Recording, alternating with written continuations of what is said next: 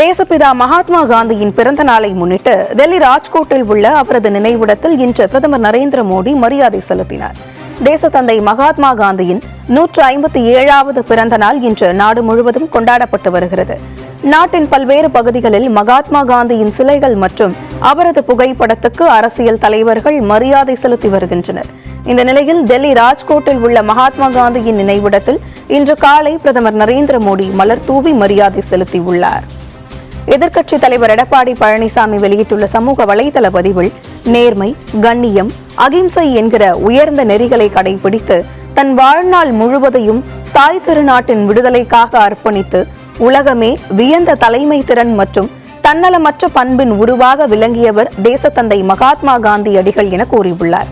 காந்தியின் பிறந்த நாளில் நாம் அனைவரும் அற வழியில் நடந்து மனிதநேயமும் அமைதியும் நிறைந்த இந்தியாவின் அடித்தளமாய் நம் அனைவரின் வாழ்வும் அமைய உறுதியேற்போம் என தெரிவித்துள்ளார்.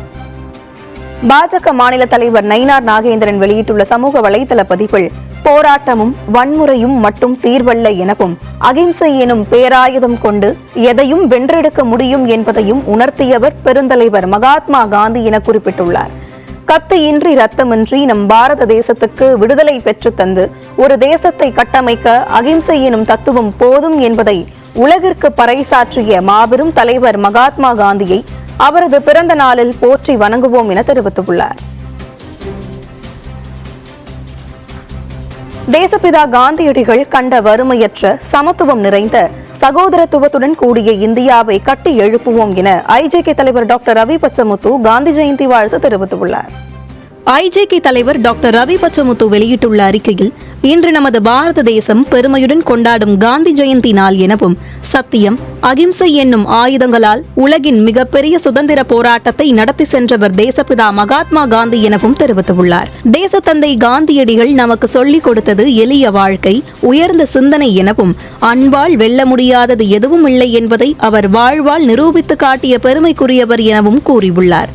ஒற்றுமை, சுயநிறைவு, தூய்மை, நேர்மை இவைதான் தேசப்பிதாவின் வாழ்வின் தூண்களாக விளங்கியவை என கூறியுள்ள டாக்டர் ரவி பச்சமுத்து, இன்றைய தினத்தில் நாம் அனைவரும் ஒன்றிணைந்து காந்திஜி கனவு கண்ட வறுமையற்ற சமத்துவம் நிறைந்த அன்புள்ள சகோதரத்துவத்துடன் கூடிய இந்தியாவை கட்டி எழுப்ப உறுதியெடுக்க வேண்டும் என கூறி தனது சார்பிலும் இந்திய ஜனநாயக கட்சியின் சார்பிலும் அனைவருக்கும் இனிய காந்தி ஜெயந்தி தின நல்வாழ்த்துக்களை தெரிவித்துள்ளார்.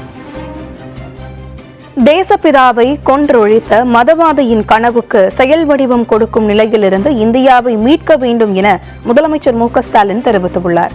மகாத்மா காந்தியின் பிறந்த நாளான காந்தி ஜெயந்தி விழா இன்று நாடு முழுவதும் கொண்டாடப்பட்டு வருகிறது. இந்நிலையில் சென்னை எழும்பூரில் மகாத்மா காந்தியின் திருவுருவ சிலைக்கு முதலமைச்சர் மு க ஸ்டாலின் மலர் தூவி மரியாதை செலுத்தினார்.